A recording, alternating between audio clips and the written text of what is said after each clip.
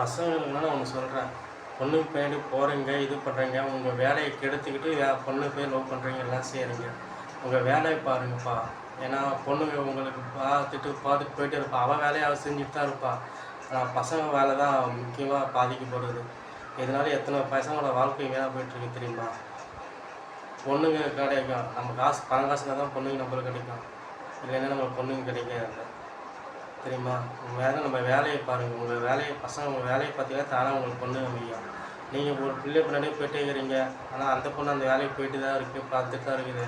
நீங்கள் கரெக்டாக டைமுக்கு போய் நிற்கிறீங்க, அந்த பொண்ணு வர நேரத்துக்கு நீங்கள் போய் உட்காரீங்க, வேலை லீவ் போட்டு போய் உட்காந்து வேலை பார்க்குறீங்க அந்த பொண்ணை. ஆனால் அந்த பொண்ணு உங்களுக்கு லீவ் போட்டு ஒரு நாள் உங்களை பார்க்குறாளா? இல்லை. புரிஞ்சுக்குங்க. பொண்ணுங்களுக்கு ரெக்வெஸ்ட் ஜாஸ்தி அதிகம், பசங்க அது இல்லை.